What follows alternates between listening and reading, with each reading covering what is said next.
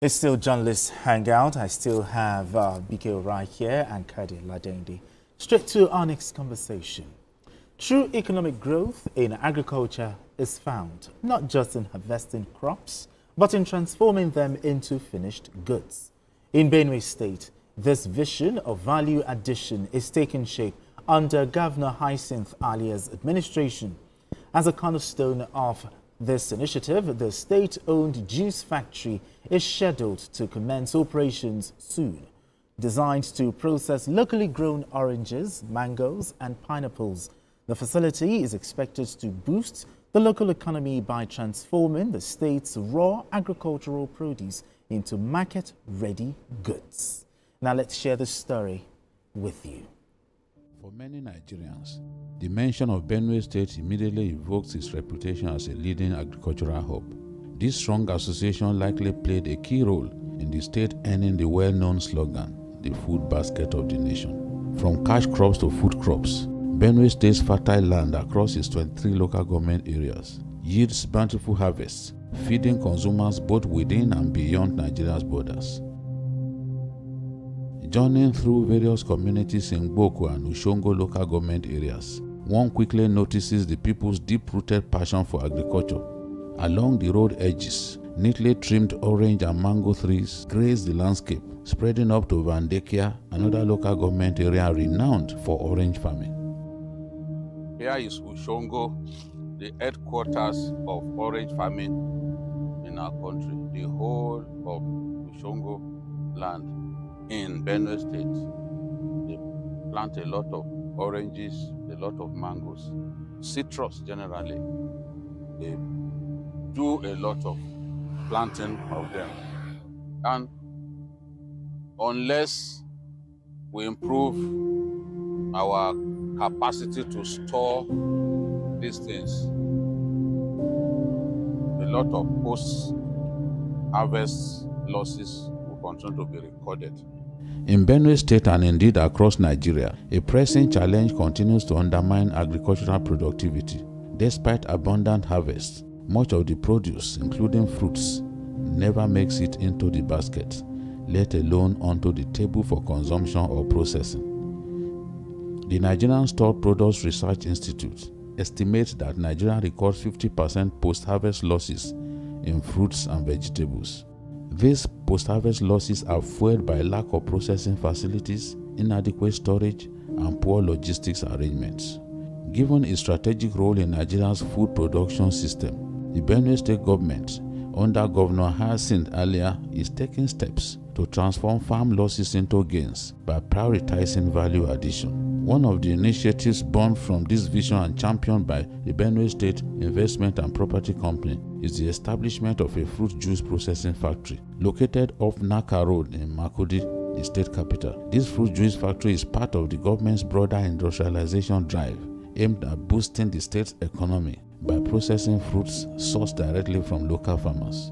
The government believes this investment will provide farmers with competitive prices and a guaranteed market for their produce.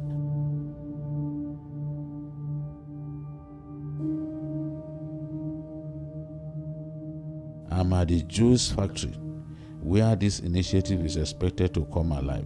Here, pineapples, mangoes, and oranges will be crushed, processed, and eventually packaged into finished products. Engineer Henry Boga, the officer in charge, warmly welcomed me to the facility and showed me the state-of-the-art equipment. He explained that the facility has the capacity to produce 62,000 liters of juice per hour and is 95% ready. Among the equipment established here are a 90-ton capacity cold room and a control panel system. This is our control panel system. Control panel system that is highly modulated. Okay, it has to do with the safety, the life safety of the machines. In case of any form of electrical shunting, it automatically trips off to safeguard the lifespan of the machine. And here is our 62,000 liter per hour capacity filler. Okay, this one? Yes, this is the brain behind the whole juice processing. It's a 62,000 per liter, 62,000 liters per every 1 hour. Per hour. Yes. This is a laminate. This is what we're supposed to use. As you can see, There are perforations here. This is called a laminate. It's a Tetra Pak material. Yes. Tetra Pak material. Yes, it's a Tetra Pak material. This is where you straw. insert your straw. Yeah, you insert your straw here, and then. So now this system is built to get feed. This is the infeed. It's called the infeed. We use that with the help of the truck you see there. We insert it here, bring it out, fill it in, just like the film in the camera. You slot it inside. Then this system automatically rolls up. It seals it both vertical and horizontal. The facility also houses a pack accumulator, cap applicator, video jet printer for batch numbers and expiry dates, boxing machines, and a tray packer, ensuring a fully integrated production line. This is the pack accumulator system. This pack accumulator system, you see it sinusoidal, right? It means that when juice is coming here, because everything has to pass through the cap applicator system one after the other. So it has to pack here. That's why it's called a pack accumulator. It packs here and then begins to move from one stage to another. Engineer Boga walked me through the homogenization, pasteurization, and chilling processes. This is a homogenizer. Scientific, yeah, homogenizer. Homogeneous means even, isn't it? So by the time we do our mixture, for us from homogenizer, where we have to mix from the recipe, it could either take sugar, it could either take any form of additives. So this machine, the function is to make it very, very even, so that it will be able to pass through the heat exchanger, which is otherwise called the pasteurizer. Yes. This is the pasteurizer. Then from the pasteurizer, it goes out to the chiller. From the chiller, it comes in again from the pasteurizer down to the filler. Here is the sugar room. Now, this is the sugar room where we mix the sugar. The sugar is being cut into, like if you go to Coca-Cola, the bottling plant. We cut in here, we put the sugar in here. This is the sucker, it sucks here, and then we store here. Then we store here, we save it here for lineup. What proved even more striking is that beyond producing fruit juice for human consumption, the facility will also extract oils during production that can be used in the production of pharmaceuticals. Engineer Boga refers to this oil as the gold mine of Benue State. Alright, this is the infant where the raw material comes. Now, before we proceed, I also like to tell you, sir, that in here in Benue, as long as these machines are concerned, we could get oil from fruit. We go into oil separation under stage 1 and stage 2, and those oils are being exported. I can tell you that the value of the oil in Naira is far higher than even the juice itself. Orange. Yes, I get the oil, I have videos I will show to you. And those oils are used for pharmaceutical. Okay, pharmaceutical purposes and things like the calcium oil, everything that has to do with pharmaceutical is being used. Now, from here, the fruit comes. Yes, I will explain. Now, the fruit comes in here. I'll tell you how to show it. This is the cell conveyor. The fruit comes in here. Now, to the conveyor, this is called conveyor electrode. You put the conveyor electrode.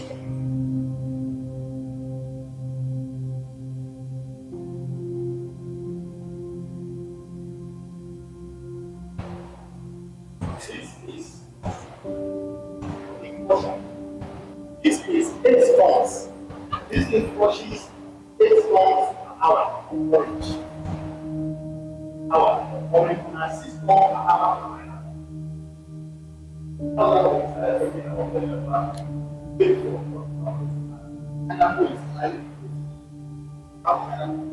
So it washes 8 tons per hour for orange and 6 tons per hour for pineapples. Now, after by the time the washing is processed, the filtering passes from this oil through these conveyors, they call screw conveyors. From the screw conveyors down to the primary extractor. From the primary extractor, it goes to the primary finisher. From the primary finisher, it goes to the secondary extractor. From the secondary extractor to the secondary finisher. And then the juice, the essence of this finisher and extractor is to milk out the juice very well from the chaff. And then all of this goes to the CIP and all the CIP. Yes. While in the same process of crushing and extraction, this is what happens again. The filtrate, which is in the process of crushing, the filtrate and the juice that comes out passes through this low pump. All right? From this low pump, is being sucked down into this chamber. Now, from this chamber here, it releases the oil certificates. Intrigued by the ambitious state-owned project, I asked whether the supply of raw materials, especially fruits, could be guaranteed. Engineer Abuka explained that the facility will require about 30 metric tons of fruit per week, equivalent to around 20 to 25 trailer loads. I'm sure that Benue can give you the quantum of orange supplies that Benue is very, very capable to supply those quantum of orange. I would give you typical instances. If you travel down to places like Kasinala, the other side of Benue, you see the Northerners. They contract the Benue guys who are like the 4 men. Okay, they buy oranges in trailers, in metric tons, and they export to Chad.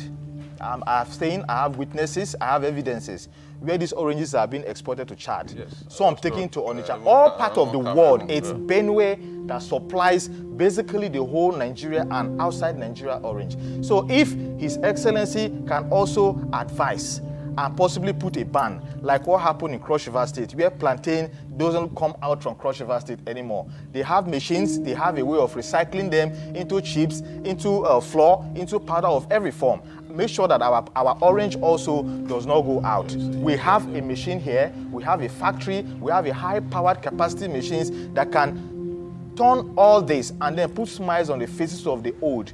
Because if you look at Benue now, for instance, most of the people, like our fathers in the village, they have spent years planting oranges, keeping orchards, and then they believe that these are, they believe that these are retirement plan for themselves, but they are not getting the value.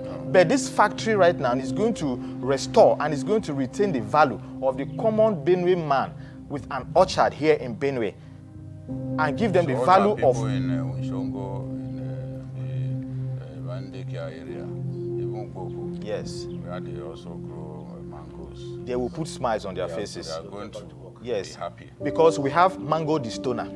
We have mango distona here because we can crush. Yes, we have mango distona.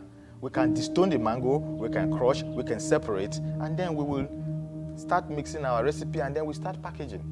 To maintain high hygiene standards, a water treatment plant has also been constructed within the facility. To ensure smooth operation, a reliable power supply is essential. That is why the facility is connected to a 33 kVA industrial line and backed by 3 power generators, all coordinated through a power synchronization system. With production scheduled to begin on October 1st, 2025, this fruit juice factory, which is part of a broader industrialization initiative in the state, is set to create 400 direct jobs. Machine, does it peel the oranges, for example, or it just crushes them?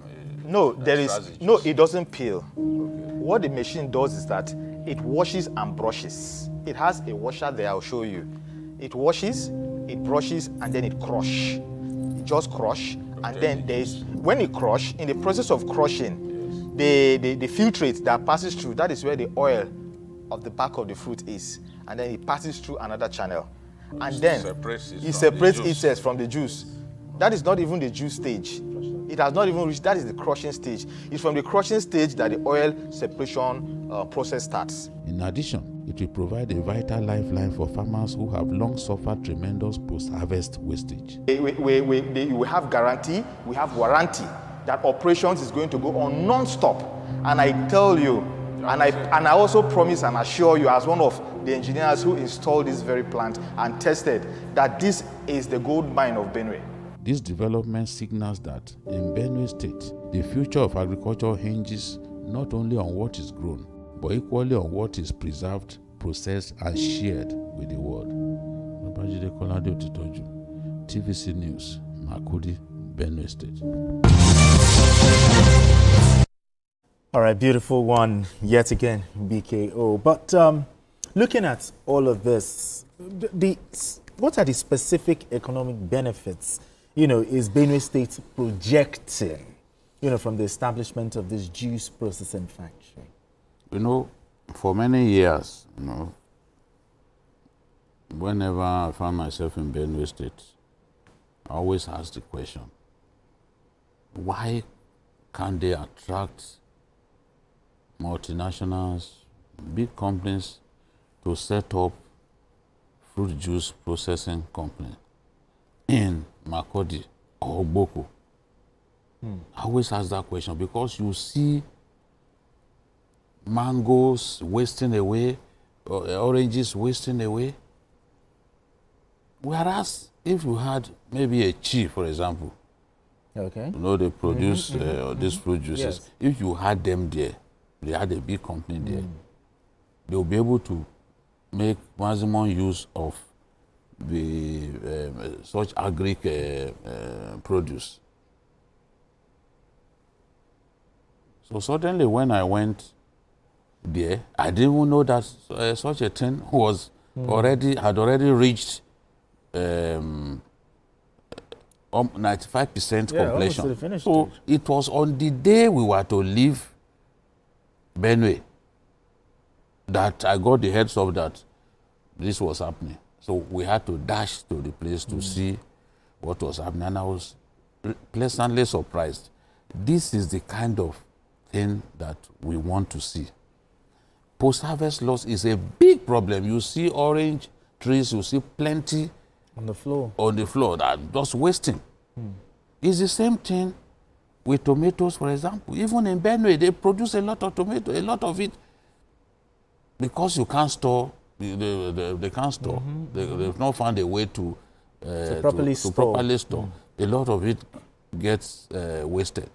So when I saw this, I was really impressed because let me tell you, this company will ensure that post-harvest losses reduced by at least 80%. 80%? Yes, especially for fruits. The fruits that they are going to be processing, the mangoes, oranges, pineapples, they will be processing them there. There will be ready market for those farmers. Because in Benue, especially in Ushongo and Vandekia local government, they have oranges, much more oranges than they need. They have plenty of oranges. So the company cannot be short of supply. No, to keep this company going, they need up to 25 trailers a week. And I can tell you that they will find it because there are species of oranges that grow, all seasons. They're harvesting them all the year round. That's true. So it's not a case of, this is not the season, this and that. So they are going to get enough. Now, for a lot of those people planted oranges, believing that, it will be a retirement benefit. Now they know that they can make money because the company, they will supply the company and they will get paid. The company will do a lot of off-taking from these farmers. They know where to get them. You go to Vandekia, on both sides of the road, you see orange plantations as far as the eyes can see. And it's the same thing in Ushongo, you know. The same thing in Boko. Although in Boko they don't have as much as Ushongo and Vandekia. And the job opportunities. Yes, the youth. When this company kicks off, the youth will be employed. Some of them will be employed as packers. Some of them will be working more like porters who can also help with carrying things and all that. And then, of course, in the factory. Yes. And it will open opportunities for people. That's true. Opportunity for business. Look at the fruit juice. They've already done the laminates. Yes. We are only waiting because we are told that by October it will kick off. I'm telling you, when this guy that I spoke, when he said this will be the gold mine of Benue, I understood exactly what he meant.